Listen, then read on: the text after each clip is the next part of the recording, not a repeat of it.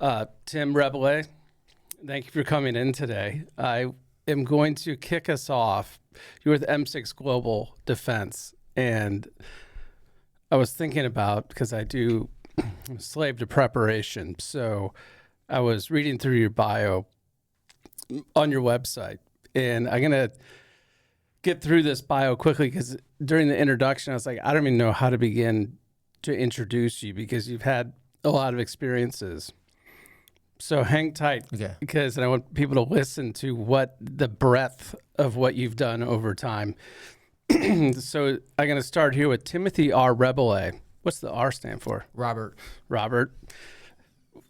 Anyone call you Bobby? No, that was my dad's name. Bobby? Yeah. Okay. So Tim R. Reboulet is dynamic and results-driven executive security leader with over 2 decades of elite experience in global protective services, threat mitigation, cybersecurity, and strategic crisis management.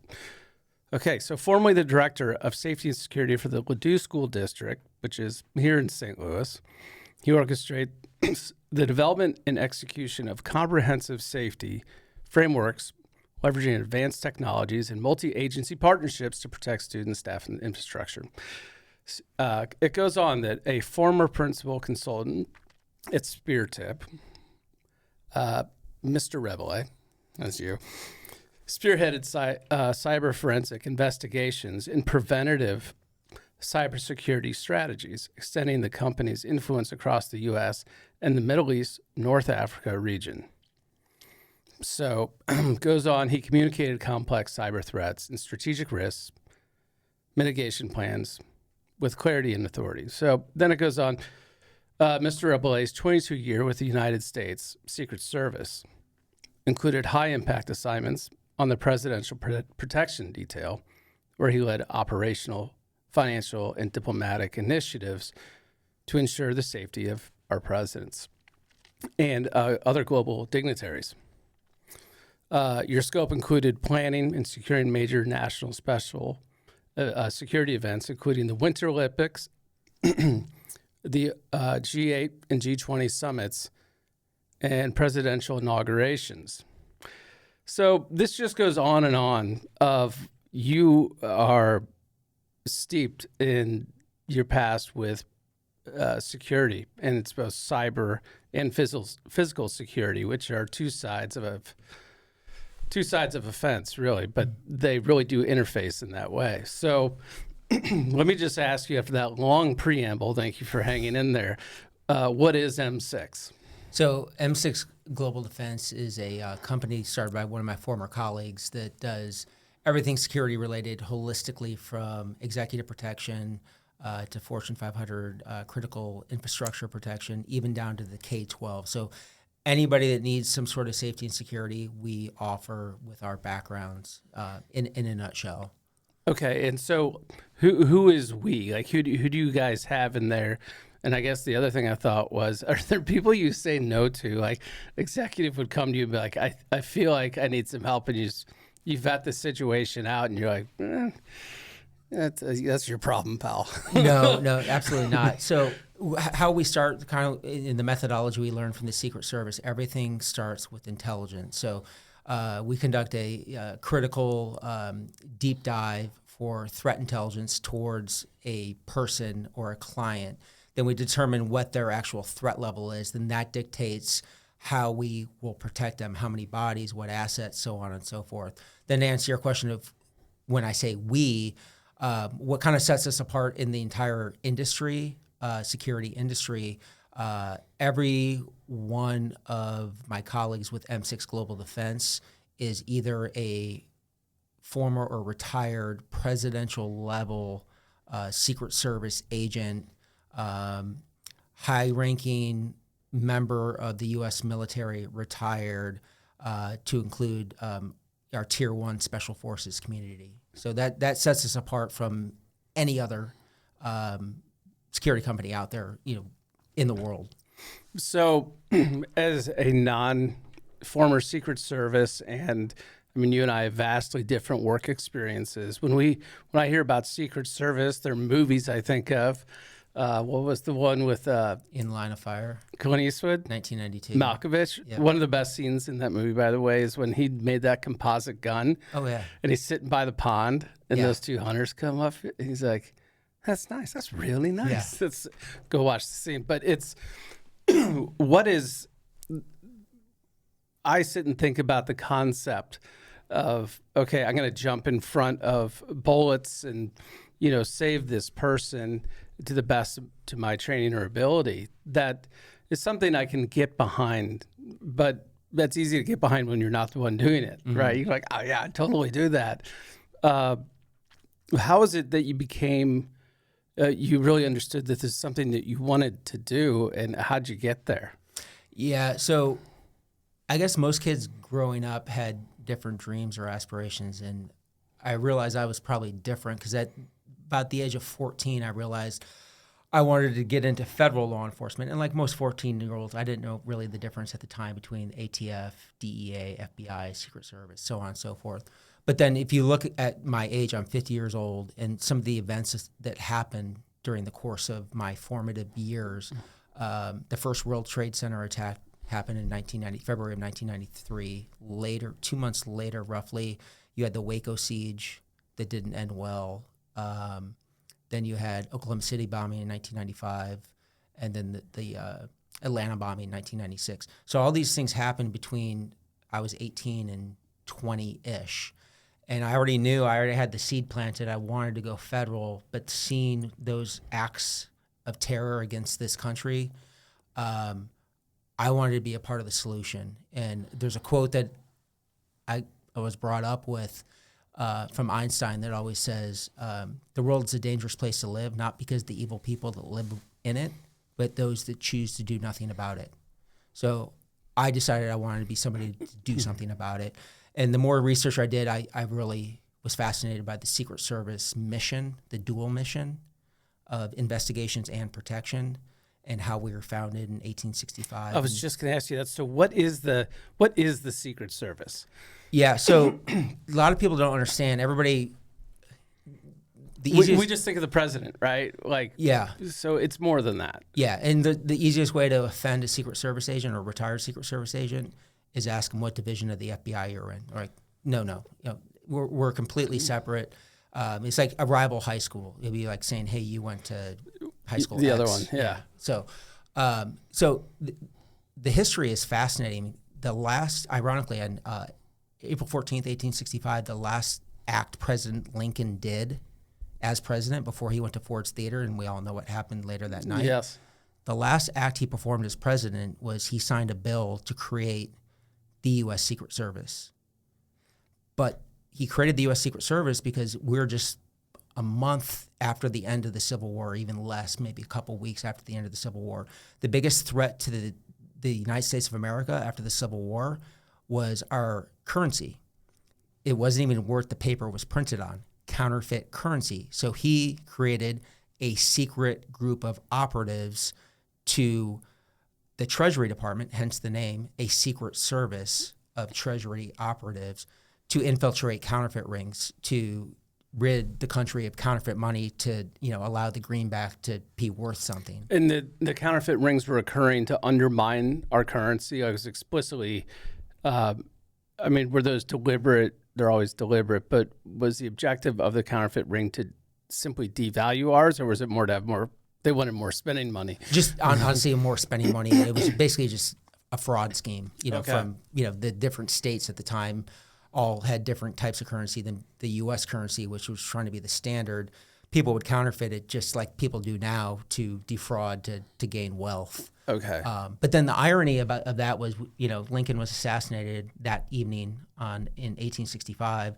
Then, follow me real quick, 1881, you had Garfield assassinated, and McKinley was assassinated in 1901. So in a span of 36 years, 3 U.S. presidents were assassinated, and Congress said, okay, we have a problem.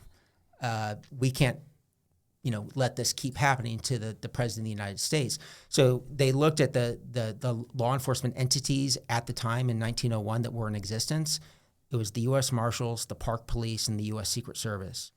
So there's reasons I won't go to why they chose the Secret Service, but they said, all right, you guys start protecting the President of the United States. So unofficially in 1902, we started protecting the President of the United States in 1902. It didn't become federal law until 1950, which is crazy. But it wasn't until 1950 that it was explicitly for the Secret Service? Well, so there's a law that we operate under now. It's called Title 18 Code, U.S. Code, USC 3056, which gives our empowering statute. So that Title 18 3056 wasn't enacted until 1950. So we kind of were operating loosely, if you will, for 48 years. Kind of an informal agreement, yeah. But then that kicked off the dual mission. We kept the investigative mission of counterfeit currency, and then that led to, I could go into what we do now, but, basically fraud, white collar crime, and protection. So that's what, obviously I'm biased, but that's what makes us the most unique law enforcement agency in the world, because those are very different mandates, right? Yeah, but the way of thinking helps you become a better investigative agent and a better protection agent by doing the dual mission. It's basically critical thinking if you break it down from that perspective. Well, let me ask, and you offered to skip over some of this detail, but I think it's interesting, which is you had U.S. Marshals, Park Services, and the Secret Service that were in existence at the time of this evaluation of who to endow with this power to go do this. Do you know why that they were like, let's do the Secret Service? Because that, if I'm understanding correctly, that was really a Secret Service to stop things like counterfeit and maybe whatever else was kicking around. Do you know any part of the thinking that existed there? Yeah, and I failed to mention U.S. Postal Inspection Service. They were around too. So the U.S. Marshals were busy, in this part of the country, chasing, outlaws, Jesse James, and literally Park Police. They had their mandate. They were more of just a police unit, so they were not equipped to do ultimately what the Secret Service was asked to do. And the United States Postal Service, actually when people use the post office on a regular basis and such, they're too busy with their assignments.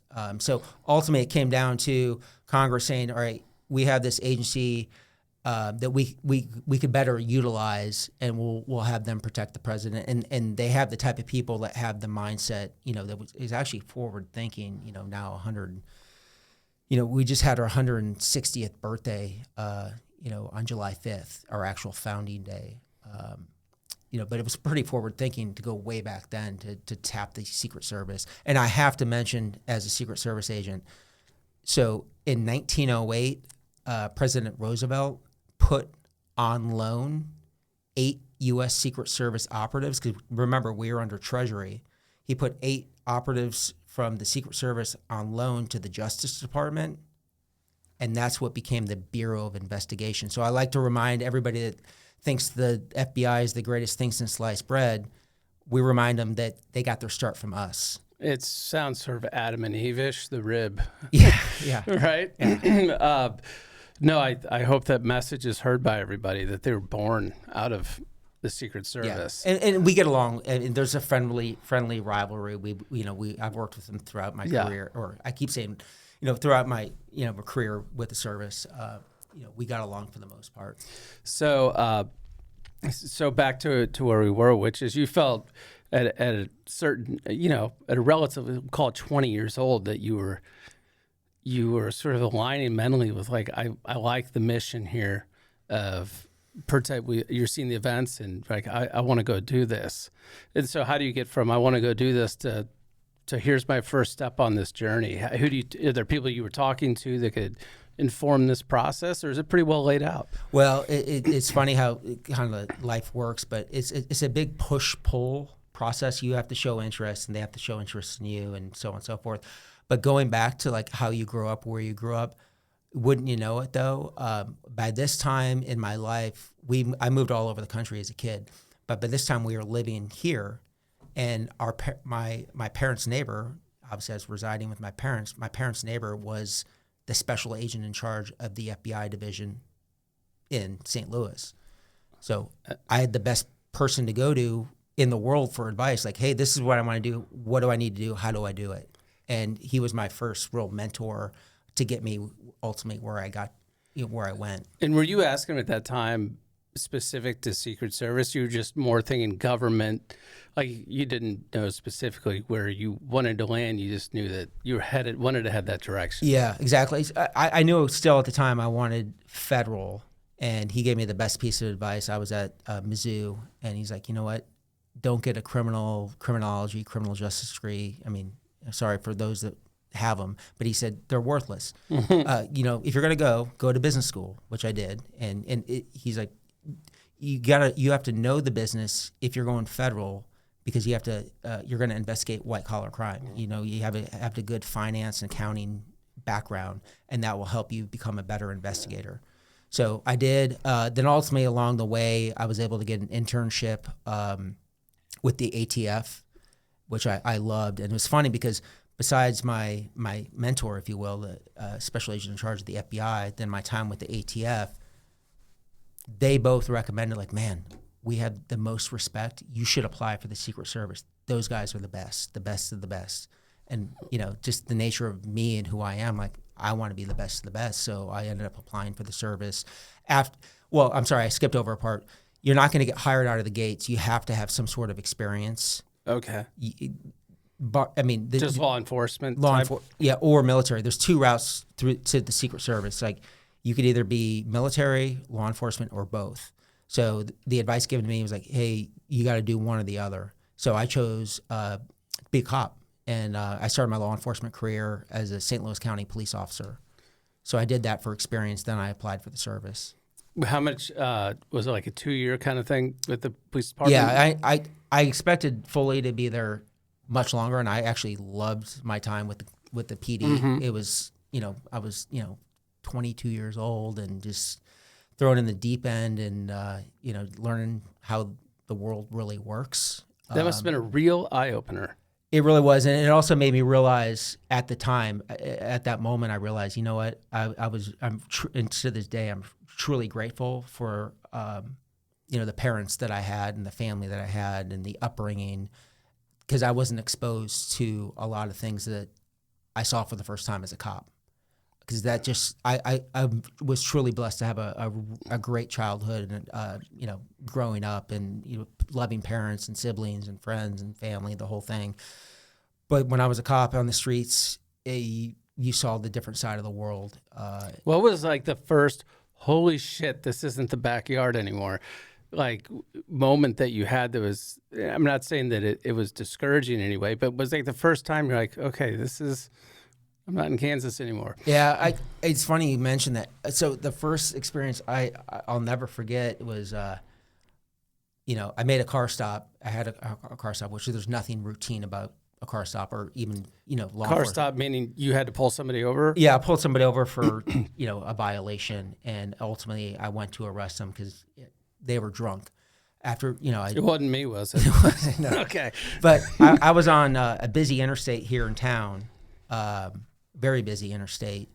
And when I went to place the cuffs on the individual, the fight was on. And before you know it, split second, I was in the middle of the interstate with oncoming traffic and this guy trying to harm me. And it just all kind of happened very quickly. But it's funny because I grew up, I was a wrestler. Mm-hmm. And wrestling ended up being a great sports selection for a career in law enforcement. It doesn't help me now because I can't say, hey, Shep, let's go up and wrestle. Yeah, let's go hit the mat. Yeah, it's not like golf or something. Right. But it helped me because, like, literally all the training. Grappling and, all the training I had in the academy, that's out the window. It all goes back to what you've done. What do they say? You have to do something 10,000 times to be proficient at it. Yeah. And it's muscle memory. And mind you, this was 1997. A guy came out of the woodwork. He had the big old video camera on his shoulder. That took like a VHS tape? Exactly. Yeah. He videotaped the whole thing, and I was able to go back and watch it and critique. The guy came around. How'd you do? I would have won the match. Well, I did win the match ultimately. But yeah. If you were scoring, I had a takedown for an easy 2, and I pinned the guy within like 30 seconds. But it was all that muscle memory of wrestling, that came back, everything just kind of fell into place. Like everything I did was, preparation meets opportunity. Right. And so that was not a long bout. It sounds like that got shut down pretty quickly. Yeah. And I'm not, the toughest guy in the world, but if you have the proper training and the mindset, and when you get horizontal, it's all even. I don't care what your size is if you have the proper training. Well, and the added element of danger, which is the road And the cars. It was kind of like a Frogger type moment, I guess. Jesus. So how far into your career was that? Was that like week 3? I had just got off of field training, because when you first come out of the academy, you're on field training for about 6 weeks. And it was funny because my first day out of the academy, within the first half hour, I was making my first arrest. And when I went out to go arrest the guy in a parking lot, and I every time I drive by that. Are you on your own for these experiences? Or are you with a partner? So with the FTO, I had a partner. And the first thing he told me before I went out to arrest the guy, he said, you know what?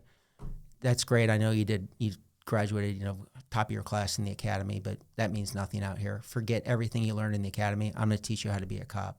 It's true. Like you learn by the mentorship of actually doing it, because a book and learning about it, and hence to go back to the conversation about criminal justice, it's worthless. It's the only true source of knowledge is experience. Mm-hmm. And you have to do it. The world of academia versus actually doing the job, whatever it may be. Yeah, you have to get your hands dirty. Yeah, you do have to get your hands on things, and it sounds like that was a good experience. So you said that experience didn't last as long as maybe you would have liked or you expected. How did that transition? How did that become apparent that you could go, or were you applying along the way for the Secret Service and you just got the nod sooner than you expected? I got the nod sooner than I expected. Okay. And ultimately when I got the offer, it was something you can't refuse. I mean, it was my dream, and it was an opportunity of a lifetime. But my time with the county was invaluable, and I still have friends that I keep in touch with from the PD, my PD days. I would think that the reaction was, "Hey, man, go get them." Yeah. I mean, how can you not be supportive of that? Yeah, my commanding, lieutenants and captains are like, "Hey, this is a feather in our cap. Like anybody that goes from here, that makes our department look good." And that's a really good point. Yeah. It's a mature position to take. Yeah. So what are your parents saying, by the way, for this whole piece? You've graduated from Mizzou and you're heading off, and you're a police officer headed towards Secret Service. Have they weighed in on this at all? Yeah. So I failed to mention, so growing up, my dad worked for Kodak for 31 years, but he always had an interest in, all his friends were always in law enforcement or fire. And by this time, when I graduated college, my dad was retired from 31 years with Kodak, and he was the director of the Metro West Fire Department. So I kind of had it naturally with, he never pushed anything, but I was always around these people, and I realized they're salt of the earth, and I wanted to emulate. So there wasn't any like, hey, you sure you don't want to go do this instead? Like, they were supportive of all that. 100%. And my siblings, I'm the youngest of 4, and my siblings, they were all very supportive of it as well too. So yeah, that all lined up. It all lined up. Yeah, absolutely. So what year is it when you go into the Secret Service? Because I know that you got about 2 years on me in age, but when we dumped out of college, we had a lot of events very quickly happen. It's like they've been happening since then, by the way. Yeah. But so what year is this? 1999. When you joined the Secret Service. April 12th, 1999. And so what happened? So they're like, hey, come join. And where do you go? Yeah, so you get, I got the offer letter March 13th of 1999. Then I was, my first day on the job was April 12th, 1999. And I was in D.C., starting training. And there's a long training period, as you would expect or hope, that I went through, starting in D.C. Then ultimately it takes us to the, we call it FLETC, the Federal Law Enforcement Training Center down in Glencoe, Georgia. So you're really, by showing up, this is you just saying, I'd like to try out? Or oh, no. Or you're in? You're in. I didn't talk about. So I had applied, and applying for the Secret Service, my process was probably about a year and a half long, because you go from everything to the initial application to an initial interview to you take a test. The test I took was called the TEA, Treasury Enforcement Exam, because at the time we were still under Treasury. Okay. From 1865 till March 1st, 2003. Then we went to DHS. So I had to take the TEA, which was very hard. It was, a lot of like Agent A leaves Baltimore at 8 a.m. traveling 30 miles an hour. Like stuff like SAT shit. Exactly. Yeah. I was under the understanding there'd be no math involved. There was a lot of math. So then you did that. Then you had a panel interview. Then the biggest thing, which disqualifies most people, is the background and polygraph. You had to take a polygraph. Yeah, I was hooked up to the polygraph for 8 hours, because you have to answer a series of questions that starts with national security questions. You couldn't lie for 8 hours? Couldn't lie for 8 hours. Holy shit. And, we were talking about it earlier, and it was a different era in 1999 than it is now, but one of the questions is drug use, and there's zero tolerance for anything. You smoked marijuana once, see ya, you're out. There's different levels of tolerance somewhat now. Because before I retired, I did all the hiring and recruiting. But back then it was zero tolerance. I was on the polygraph for about 8 hours and obviously passed. Then they did a full background investigation where they went back and talked to my teachers in high school and college and friends and family and neighbors. Wow.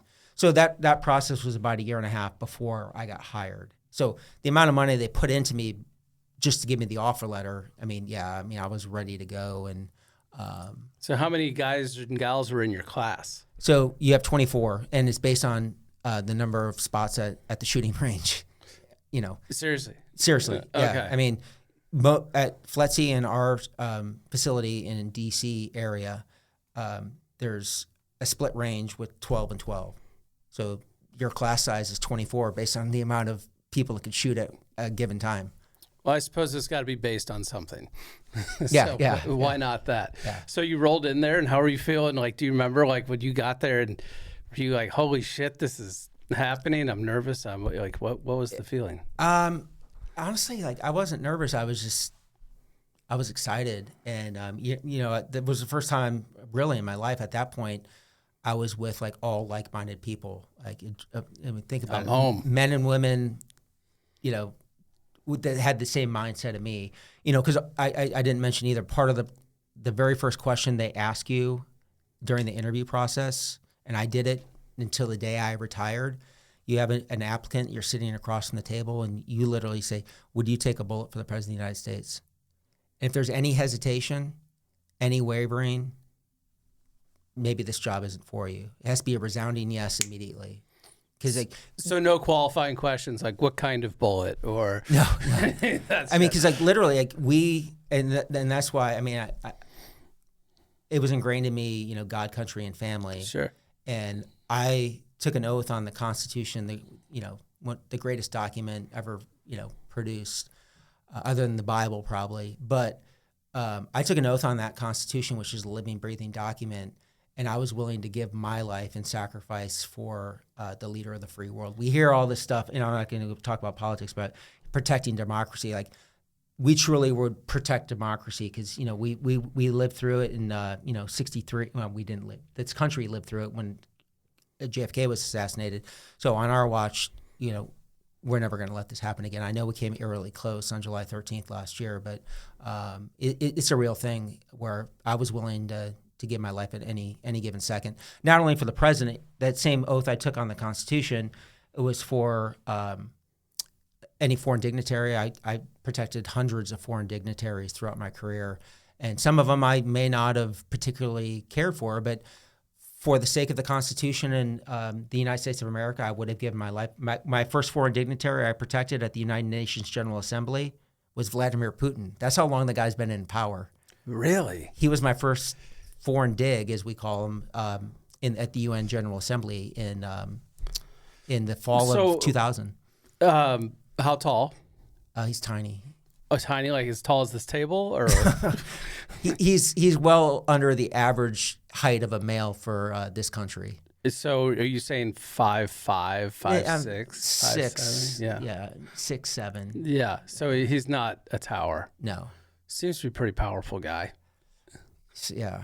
I guess. What's your opinion on him? Well, Like, is he smart? Is he crazy? Is he like? How would you characterize him? I would say all the above. Yeah. Yeah, I mean, Ill intent. well, then he was trained. A lot of people forget. Like, I was trained by the government and continually trained for over 22 years. He was trained by the old USSR. The Soviet Union. Everybody, Ivan Drago. Everything that we grew up hating, right? Yeah, Rocky IV. By the KGB. So like that's just ingrained. I'm not defending him. He is smart. You got to give him credit. He's been in power for 25 years, 26 years at this point. There was a brief time there in the mid 2000s. He became, I forget, he was president, then rewrote their laws and became prime minister. Then Medvedev became president. Because I protected Medvedev as well too. So does that mean you're standing with these people? Like, what does that mean when you say I protected them? It means you're part of a group of people, or you're literally, he's standing right here and you're standing right here. Well, the great thing about the Secret Service is when we go overseas, we protect our president. We bring all our assets.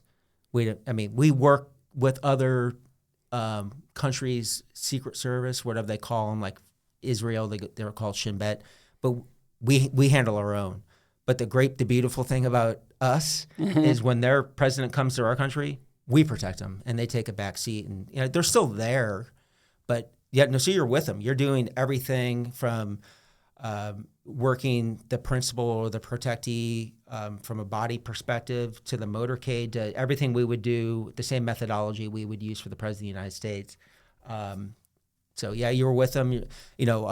After I came off the president's detail in 2011,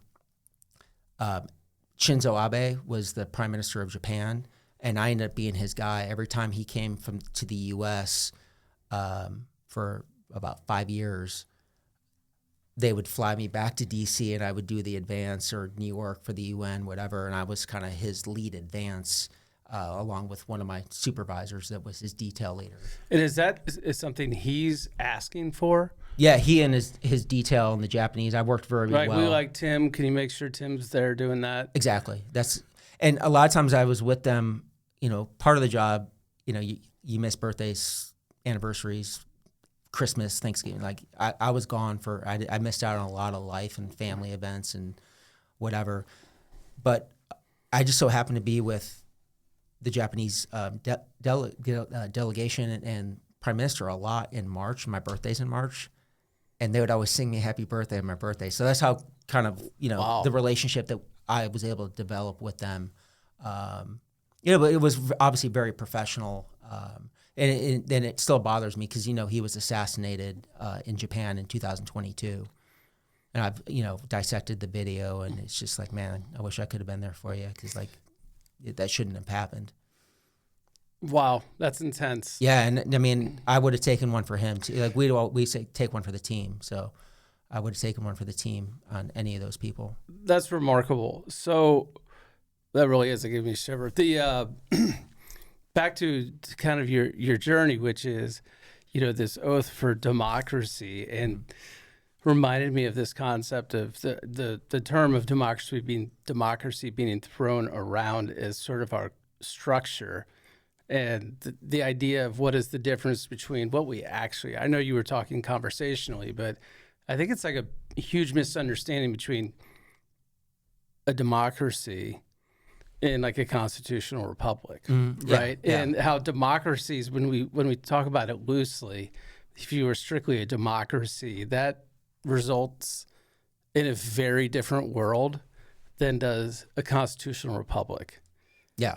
Because there's no check and balance. So how does all that work? Like, not have to go through the details, but conceptually speaking, what are the differences between like a pure democracy and a constitutional republic? Well, it's a brilliant formation of, obviously the constitutional republic versus the democracy, because who we elect truly represent the people versus like if you look at democracies from, throughout history, and democracies that exist in Europe, they're completely different, and that's what it kind of makes me laugh when everybody talks about, democracy. We're not a democracy.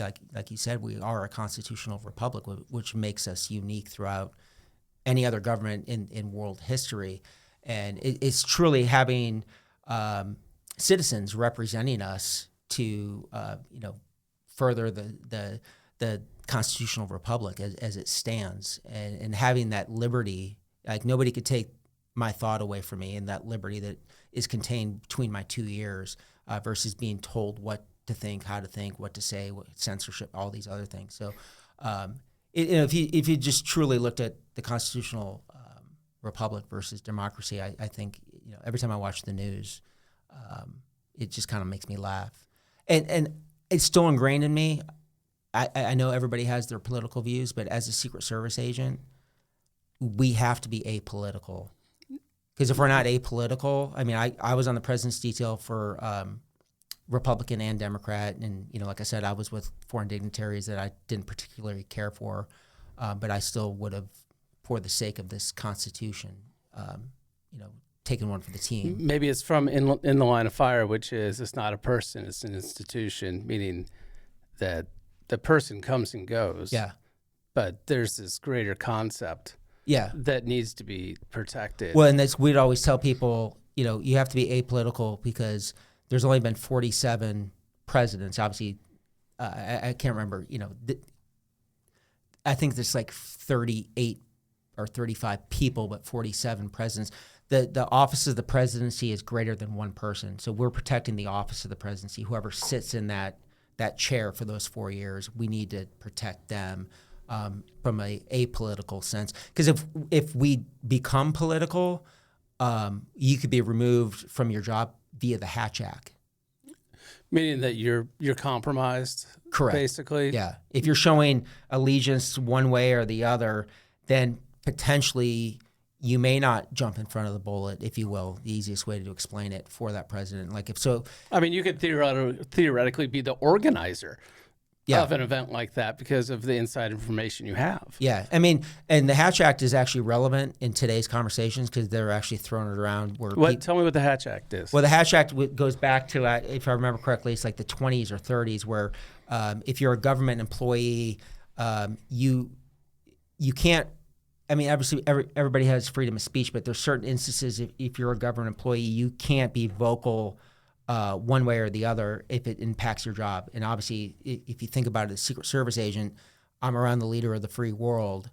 And if I had a concern either way about them, and especially nowadays on social media, and I was posting anti-this, anti-that, I might not be the best person to stand next to. Yeah, can we get him out of here? Yeah, exactly. Get someone else? Yeah. So that's ultimately the Hatch Act in a nutshell, where you have to be, your allegiance is to the country, not a party. And if you show any deviation from that, they could remove you from your position for a national security issue. That seems like a fair refinement to the operating procedure. And I'm building on top of the constitutional republic is the idea that if the majority rules, what happens to the minority, right? So the concept of democracy, I think, in its purest sense, majority rules. So one of the things that I would add to your comments is that the existence of the Constitution protects the minority. Yeah. Meaning that, I don't mean in the current context of minority. I mean just like the people who don't agree with the majority, and that the Constitution is the protectant of the people who don't agree with the majority. So a majority may win the White House, but that doesn't mean they can go off and do all these atrocities. Yeah. Because we have a Constitution that prevents them from winding the clock back to do whatever the hell they want. Exactly. It's like a perfect check and balance. And then obviously a lot of people don't, people should go back and do, a civics lesson, with the separations of power, of the three branches and how they're distinct among, others, and that there is that clear distinction. And like you said, if you're in the minority, you're still protected via your First Amendment. Like I could go through each of the amendments, and I could still voice my concerns or my freedom of speech against the majority, right? And not to quote Dr. Spock, but I think the famous quote from him is, the needs of the many outweigh the needs of the few. And I think over the last few years, a lot of the needs of the few have been put over the needs of the many with some of the issues that have come up and such. But it's an amazing document. If you look at it, it's foolproof for if you actually follow it and not deviate from it, to give everybody their rights. I mean, we as Americans, like, people talk about privilege, like everybody that's an American, we're the most privileged people in the world to be part of this country, and every time I fly a 25-foot flag in my house, and I mean, the flag and the Constitution, like I would, I look at the Stars and Stripes. Those are the people that came before us and sacrificed so we have this great constitutional republic, and the Constitution is the living, breathing document that is, keeping us going on a daily basis. Yeah, it's something. The reason I'm kind of was backing up onto that was that it's something that these are terms that get thrown around. Word democracy, and I don't know if democracy is used in the word or in the document of the Constitution. Frankly, not once. Is not it not? Once, okay, no. And so we talk about these terms loosely, and like you said, it's easy to go through life not really knowing. And these aren't highly detailed things, but we're talking very conceptually, but. Mm-hmm. But just kind of important to know things like that. I mean, in my view. But moving along, so you're getting into training. You've got 23 other people with you, and so you're there for how long doing that part? So you initially go, it's kind of like an orientation to DC for about a week. They kind of give you the high level rundown. Hey, this is what to expect. Don't screw it up. Like you're a Secret Service agent now. Don't blow it, yeah. You're held to a higher standard than anybody else in federal law enforcement. So then you go down to FLETC, Federal Law Enforcement Training Center. And the interesting thing about FLETC, so every criminal investigator from a federal level, you have to get your GS 1811 status. GS government 1811 means you're a criminal investigator from a federal level. So ultimately, when I went, it was 9.5 weeks, and it's basically, like the police academy, constitutional law, classroom exercises, controlled tactics, shooting, and PT. Obviously a lot of PT and a lot of shooting, then driving and that type of stuff. But ultimately, you're there to get your 1811 status as a federal criminal investigator for 9.5 weeks in Glencoe, Georgia, which is pretty close to like St. Simon's Island, Jekyll Island, Sea Island. That part it's beautiful. Excuse me, beautiful part of Georgia. But you do that for 9.5 weeks. Then you go to Secret Service School, which is in a little area outside of the DC Beltway area, and that's where you learn to be a Secret Service agent, and they specifically teach you about counterfeit currency, credit card fraud, forgery, embezzlement, protective intelligence. That's our bread and butter for protection as far as I'm concerned.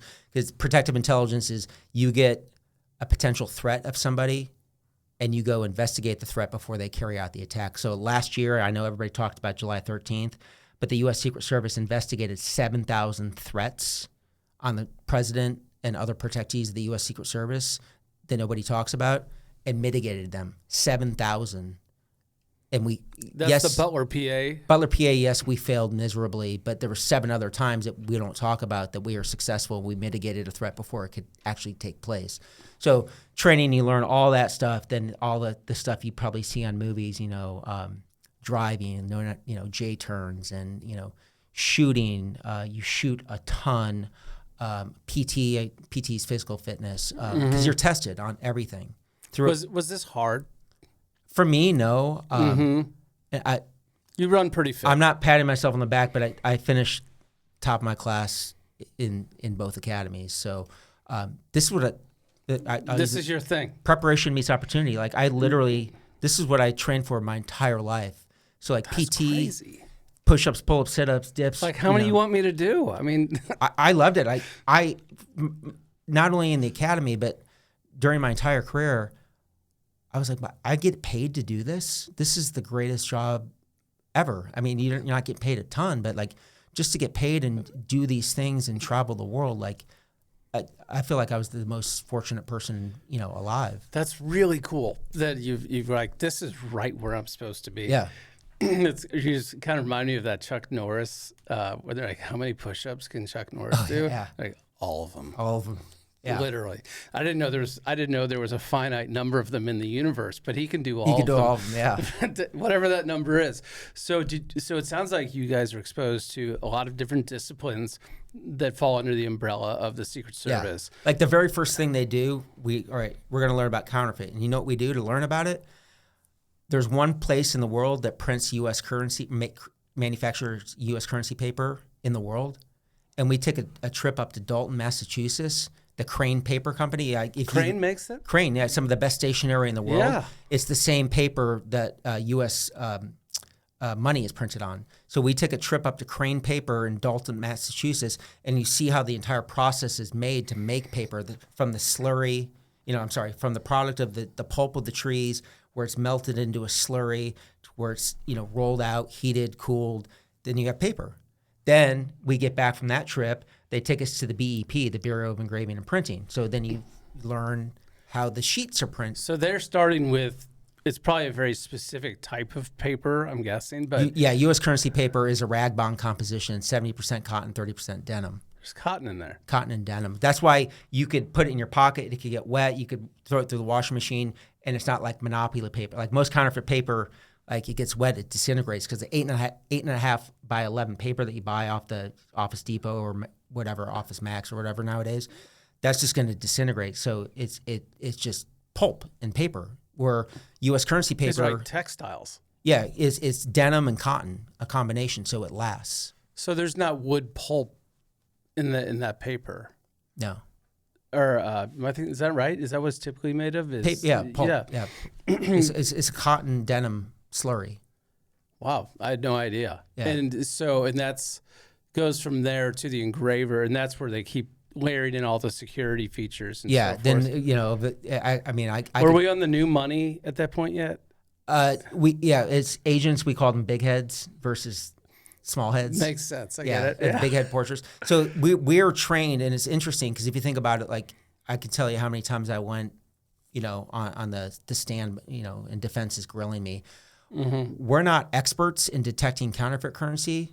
We're experts in detecting genuine currency, and if it's not genuine by default, it's counterfeit. So that they train us to be experts in genuine. So I could talk to you for hours. Like you pull out any note from a 1 to 100, and I could tell you all the security features and the intricacies of this, that, and the other. It's actually quite fascinating. What are 3 of those that come to mind? Like with the big head dollars. I got one right here. You have the threads that glow in ultraviolet light. You have micro printing. That's the big head right there. So if you held this up, you see that thread right here, and at 20, if you put that under UV light, that's going to glow green. So that's one indication. Then you have color shifting ink. So you typically, they call it OVI or color shifting ink. So if you take it, you could see the ink shifting. Then you have the watermarks like this eagle here. But then also I could tell everything by the serial number, and I could tell you what Federal Reserve Bank it comes through by the letters and the numbers. That's just, the OVI ink is here on the 20. You see how it shifts from gold to green? Yeah, it's had an iridescent, it's like a fish or something. Yeah, and the micro printing in the 20. So if you were to put it on a copy machine and print it out, copy it, it defeats the copy machine. So it's got something else that rises, or it won't copy at all. Yeah, it won't copy. Then another thing, if you actually part of going to the Bureau of Engraving and Printing, you have typographic print and intaglio. So typographic is what you think of the serial numbers, like a typewriter. If you look under a microscope, it's indented in the paper. Intaglio, which is all the black, is actually raised above, so you could feel with your thumb. Yeah, it's embossed versus engraved. Correct. So I could go to a scene or a business and like, hey, we think we got counterfeit. I could tell within a second, yes or no. For me, it's easy. Have you ever seen amazing counterfeit? Yeah, and those usually are state-sponsored by China, North Korea, Eastern European type countries. Is it literally a dead ringer? Like you can't tell the difference? Yeah, that's where you have to refer to some of the other security features and analysis. And only a few times in my career, I would send it back. You know, if obviously it was DC, I would just take it to headquarters. But we have a whole division of experts in counterfeit. Like if I couldn't determine whether it was genuine, I would have the experts above me that do this every day, all day. And those are like the scientists. Correct. Right?